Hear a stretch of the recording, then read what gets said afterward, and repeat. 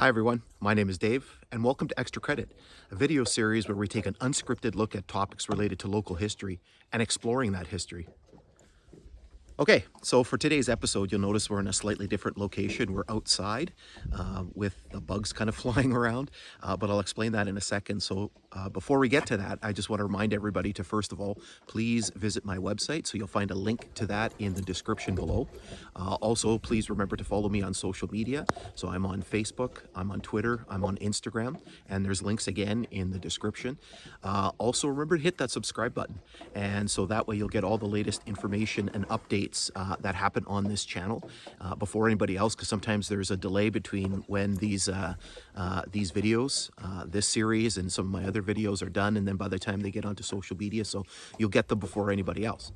So as I was saying, we're outside today, and I'm at camp, and I think I've mentioned this to you before. So for those of us who live in Northwestern Ontario, camp is basically your summer place, your cabin, your cottage, whatever you call it in your particular location. So this is where I actually film all my episodes. But we're outside for a specific reason, and I actually mentioned that in the last episode that I did, that we'd have to move things outside. And again, there's a specific reason why we're going to be outside. So today's episode is all about biking. And biking is something that I've been involved with for quite a number of years, probably almost as long as I've been involved with doing some of these historical explorations. I really enjoy biking. And one of the biggest challenges that I've had is basically trying to make time for both of those activities. They're both very time consuming activities. If you've ever cycled, if you've ever biked, you'll know that it does take up a considerable amount of time when you're doing rides. And sometimes I'm on social media and you're on these some of these groups and things like that, and you'll see people post that, I just did a 50-mile ride today, or I did a 100-mile ride, and you're sort of thinking, like, where do you find time to do all of this type of stuff? And again, it just sort of is a challenge trying to fit it in with my historical research. So a few years ago, I sort of thought about, and really it came as a result of me kind of getting into exploring other rail lines in the area. So as I've said before, that in other episodes, that I've spent a lot of time sort of researching the PD, and the PD was always something that I walked. And the reason why I walked was because basically there was very few sections of it where you could travel other than by foot.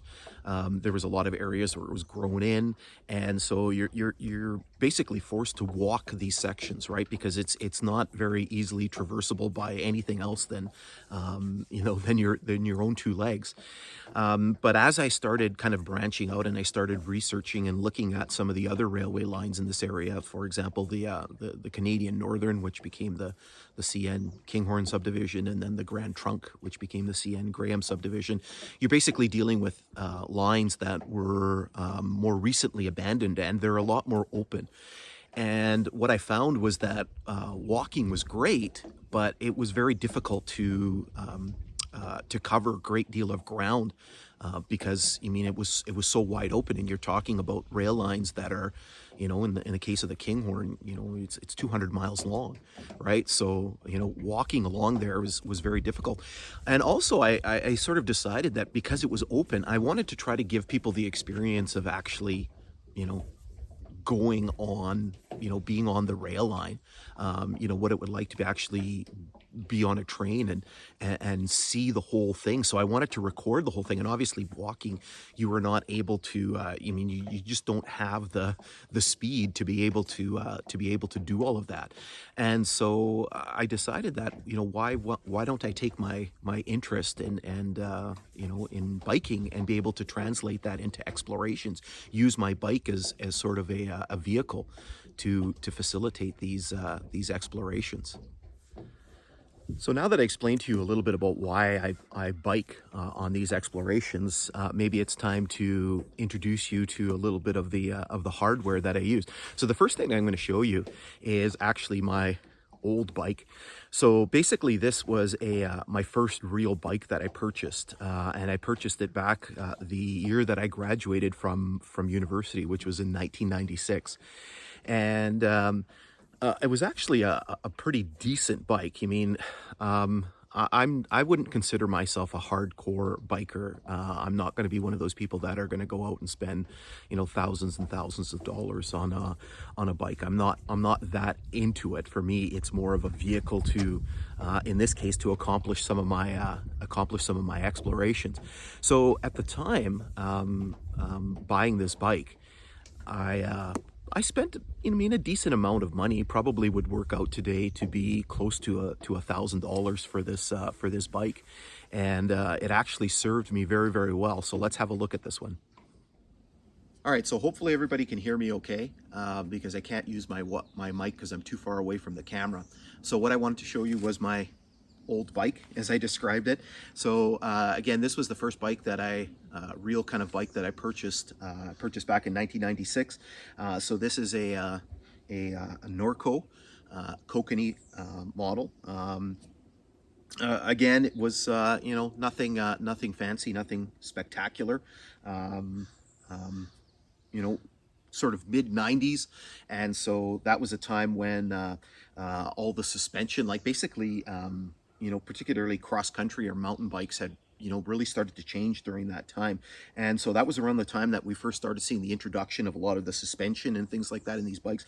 This bike doesn't have any type of suspension, because to get sort of suspension forks, like the front suspension, was a pretty expensive upgrade. And at the time, having just graduated from university, I really couldn't afford that. So yeah, it's basically it's a pretty solid model. Again, it served me very, very well, and I've never really had any difficulties. Put a lot of miles on this bike. I actually did two very, very long rides with this bike. I actually rode to, my parents had a place west of Thunder Bay, about 90 kilometers west of Thunder Bay, a place called Shabandawan Lake, and I actually rode out there twice on this bike. And those are probably they are the two longest rides that I ever did. So again, this bike served me very, very well. So last year I decided to retire my old bike. It was actually kind of a spur of the moment decision, and I'll talk about that in a second. But it was actually very fortuitous, because if you've been kind of paying attention to what's been going on, bikes have been kind of rather difficult to come by with the whole sort of COVID situation. A lot of people have gotten into biking, and there's kind of this worldwide shortage of bikes that are out there. And so I'm actually very glad that I did it. So again, it was kind of a spur of a moment decision. So it was back in March, and March of last year, so March of 2020, and my older son needed a new bike, and so we went to one of the local bike shops, and I'll give them a little plug because they're great for sales and service. So Fresh Air Experience in Thunder Bay. So we went and bought him a new bike, and so he had that bike for about a week, and then I sort of decided, I was sort of thinking to myself, going, hey, when's this whole lockdown type of thing going to happen? I bought my own bike back in 1996, and it's been almost 25 years. Maybe it's time for maybe it's time for an update, for a refresh. And so what I ended up doing was actually calling the bike shop and basically ordering the same bike for myself. I was actually so impressed with the one that my son had. And so again, I'm very glad that I did that, because I would never be able to get a bike otherwise. I kind of picked one up right before kind of this big surge in interest in bikes and bike sales. So what we're going to do is we're going to take a look at that. So the bike that I purchased, again, is kind of not a super expensive bike. To me, kind of the bikes kind of go into several tiers, right? You're kind of more of your lower end bikes, basically everything kind of less than $1,000, and then you kind of get into your mid tier, your $1,000 to probably $3,000, and then you got your really high end bikes that are $3,000 and above. So basically, the bikes that I'm dealing with are kind of in that sort of bottom tier. And so the bike that I picked up was a giant Talon. It was a Talon 3, and with 29-inch tires. And so what I'll do is I'll basically give you a little tour of the bike and some of the equipment that I use when I'm out hiking. Okay, so here I have my quote-unquote new bike. And so again, it is a 2020 giant Talon 3 with 29-inch tires. So what I'm going to do is basically I'm going to give you a close-up view of all of the different parts and components of it. Okay, so what we're going to do is we're going to talk a little bit about some of the specific things that I have on this bike. Some of them are very, very important to my hikes. Some of them are types of things that you're going to find on a lot of other people's bikes. So first of all, what we're going to do is we're going to start down here with the pedals. All right, so let's have a look at the pedals. So what I've done is I've actually upgraded the pedals from the stock ones that come with the bike. So these are Shimano EH 500 pedals, and so what they are is they're actually a double-sided pedal. And so on the one side is a flat surface, and so this is the side that I would actually use when I'm doing my my hikes. And so basically it has a very, very kind of high grip surface. And so I would basically be using these when I'm wearing my hiking boots, when I'm doing my explorations. But then there are times where I do ride my bike, for example, on the road or near my house. And so again, these are double-sided pedals, and so again, they do have the flat surface on the one side, and on the other side they have what's called an SBD clip. And so you can use these basically with cycling shoes that have the clip on the bottom, and so you can basically clip in and clip out. Now the only problem with using double-sided pedals is you'll notice kind of the where the weight is, and so they have a tendency to kind of do this. And so sometimes when you're on there, when you're not clipped in, you actually have to kind of fumble a little bit to get the flat surface. And sometimes you'll notice that when I'm biking, you'll actually see times where I'm actually glancing down, and especially when I'm getting started. And what I'm doing is I'm actually trying to make sure that I'm on kind of the flat side of the pedal, right? I'm trying to sort of kick it around. So again, that's the only distractor that using that type of pedal. All right, so the last couple of things that I wanted to point out are actually some of the attachments that I have on the handlebars here, and you can see there's quite a number of them. So the first one, I actually have a mount here for my GoPro. I've only used this one once, and the problem with it, it's really great. It's very, very stable. You get really, really good shots from the GoPro as you're biking along. The only problem with it, as I found, is that its location. Because it's mounted on the handlebar and it's very, very close to the front wheel, I find that there's a lot of noise. There's actually two problems. So there's a lot of noise that's coming off the wheel as you're riding, especially when you're doing these railway explorations, and there's the ballast and the gravel. So it generates a lot of noise, and so it's very difficult to hear sometimes where I'm talking, as opposed to if I have the camera on my helmet.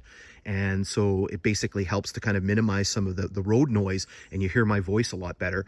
So that's one of the problems. The other problem is that it just gets a little bit of a pain, because when you actually have to try to take a look at something, you actually have to unclip the camera from here and then basically put it in your hand and kind of try to point things out, as opposed to when you have it on your head and you just sort of pivot your head around.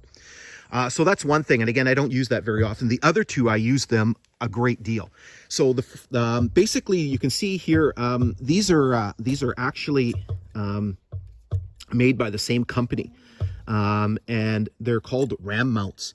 And so the system is there's a lot of different interchangeability. It basically starts with this down here, and so this is basically there's a ball mount, so it basically attaches to the handlebar. Both of these are essentially exactly the same.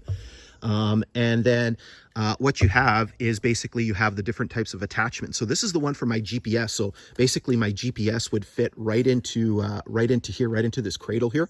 And so it basically goes in the bottom first, and then it plops in. I should have actually brought the GPS with me. And then essentially this you can get different sizes of these. You can hear Luna; she's not too impressed with my video making here.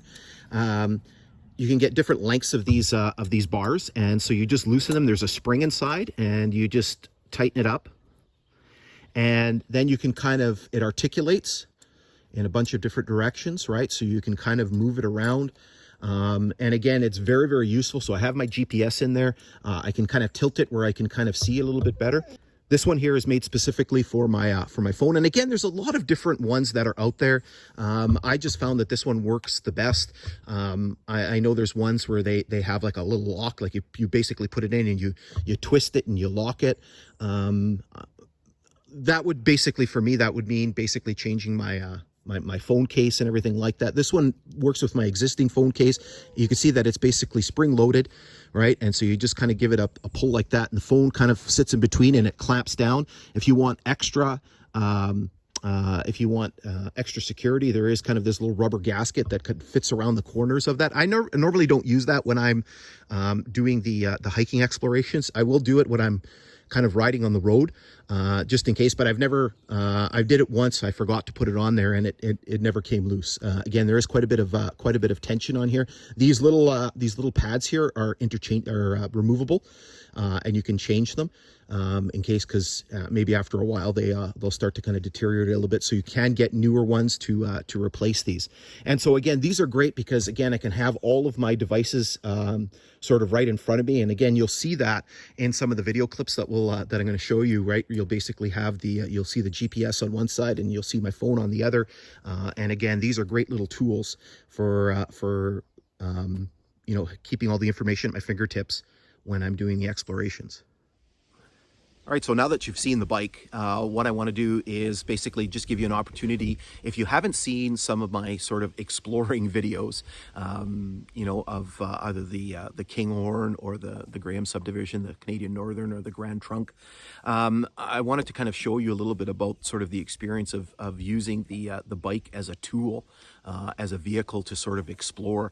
And so what I'm going to do right now is I'm going to show you a couple of clips. And basically these are from more recent videos. You're actually getting a little bit of a sneak peek because these videos haven't been published yet. And so the first clip that we're going to be taking a look at is a video that I made a few weeks back near a place called Fairlock. Now, I'm actually not riding the bike in this video clip, but what you're going to see is me basically talking, and you can kind of see the bike as I'm kind of recording things, right? So you can kind of see a little bit of the layout in the bike. So let's take a look at that one. And then so the milepost 83 on there. So again, that is the mileage on the later Kinghorn line. So the original lines, the Canadian Northern Railway Nipigon subdivision and the Canadian National Railway's Dorian subdivision, the mileage would have been 33.3 because we have to subtract 49.7 miles because those lines started in Jellicoe, not Longlac. So you can see the 83 milepost marker, but attached to it, we actually have a sign here. And so thanks to the gentleman who pointed out, because I had a post last week where I saw one in Beardmore. I wasn't quite sure what it was. So that's a slow order, permanent slow order marker. So basically, because we're entering the siding here and basically telling the crews that there is a slower speed. All right, so in this second clip, which is actually very, very recent, I actually just filmed this one last weekend. So this is a really, really sneak peak. And so this one was filmed near a place called Neza, which is between the communities of Jellicoe and Beardmore, kind of northeast of where I am right now. And so here you can actually see me riding the bike, and so I'm pedaling along the railway grade right beside the Blackwater River. And so we'll take a look at this clip.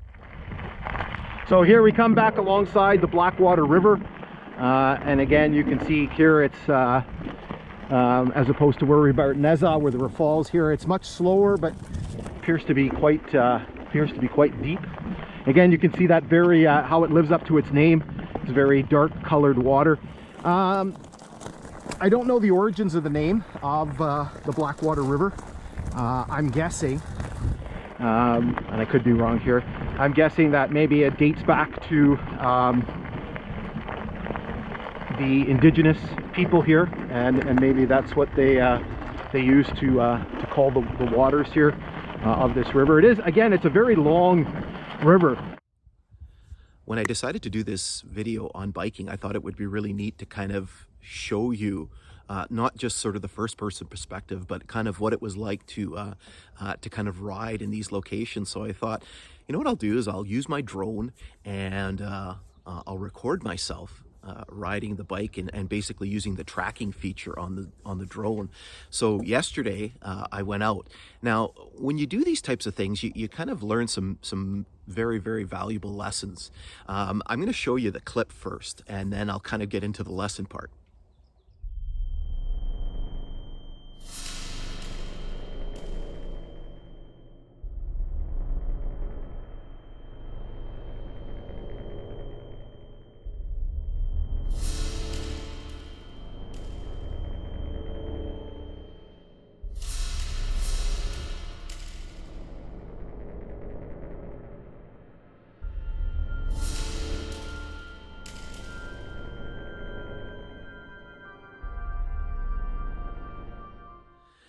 Okay, so everything was going fine and great. Unfortunately, this happened. Now, thankfully, the drone emerged okay from this. It's actually my first crash. So as I mentioned, you learn a few valuable lessons. The first valuable lesson is that sometimes you don't really necessarily remember things the way you think you do, right? So in my brain, I thought this section was a little bit more open than it was, and kind of when I got there yesterday, and maybe because the last time I was there was earlier this spring, when there wasn't really any leaves on the trees, and so it doesn't sort of look as grown in as it is. Getting a little musical accompaniment here from the geese. So when I got there yesterday, I kind of looked and I was kind of dismayed, going, "Wow, this is a lot more grown in." But I said, "Okay, I can do this. I can handle this, right? Like I'll just do the sort of the best that I can." Flying right over top me here. Um, so that was lesson number one. Lesson number two was you need to remember your your drone controls. And so basically, the reason why I crashed was the drone kind of got turned a little bit, and I went to try to reorient it, and I ended up, because the drone was facing the wrong direction. It was kind of facing me as opposed to facing away from me. When I kind of tried to slide it over, I slid into the wrong direction and actually slid it right into the tree. So that was the second lesson. And then the third lesson was the drone is actually very well made. So my drone is a DJI Mavic Air 2, and other than breaking a few propellers, it actually was able to emerge from this thing relatively unscathed. But you know, for future reference, I'm going to make sure that I record in more open areas. So speaking of open areas, what I decided to do was I decided to go back and kind of try this again in a little more open area, and so we're going to take a look at that clip.